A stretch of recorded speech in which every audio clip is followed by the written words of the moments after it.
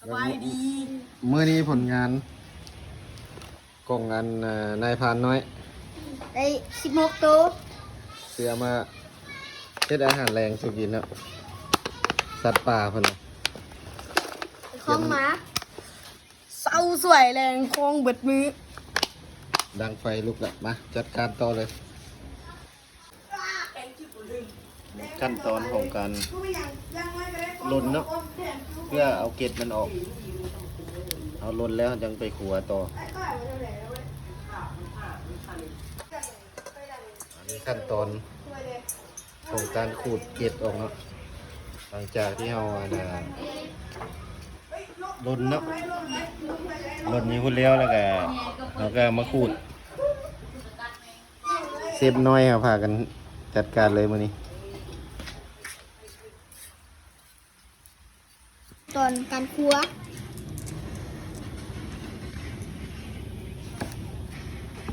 ตัดหัวมันออกก่อนแล้วก็มาปาดโทงมัน เจบัวบัวอย่างนี้ว้าวจับกล้องสิว้าวมาสู้ขั้นตอนครัวที่เรา อยากหาเขาได้เตาอ่ะ ขี้มันออกไส้มันออก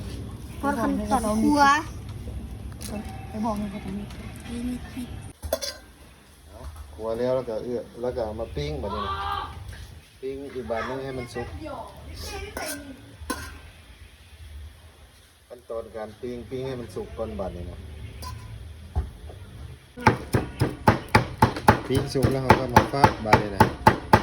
ขั้นตอนนี้เขาปิ้งสุกแล้วเขาก็มาฟักให้มันมุนๆเวลาไปล่ามนได้กินง่ายๆ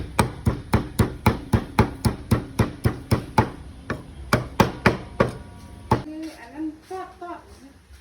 มันจะมีข้าวได้อยู่ บัดนี้เรา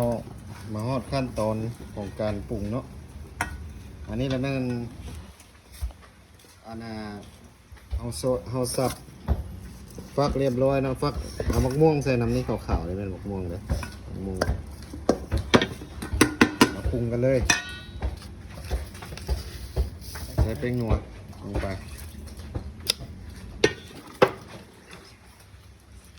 ใส่เกลือลงไปเล็กน้อย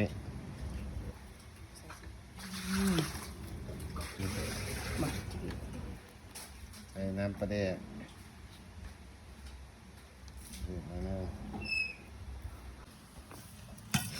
หลังจากเขาใส่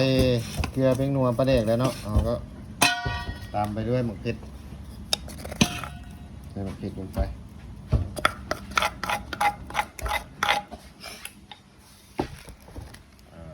เผ็ดแล้วก็คนให้มันเข้ากันคั่ว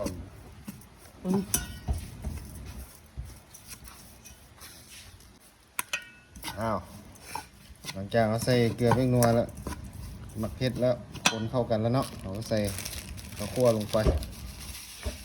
หอม คั่วลงไป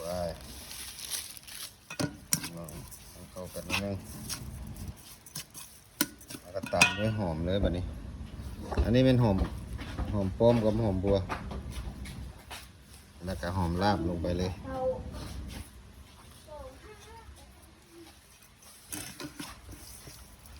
เริ่มมีสีสันแล้วก็กลิ่นหอมมาแล้วโอเค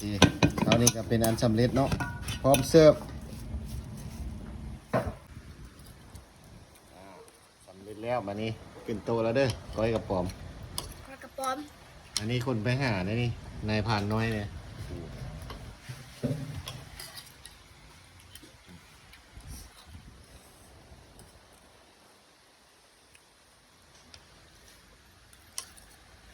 ได้แซ่บป่ะ แซ่บสุดยอด ได้กินเนื้อนายพรานน้อย3 ตัวนี้ มาเกิดกัน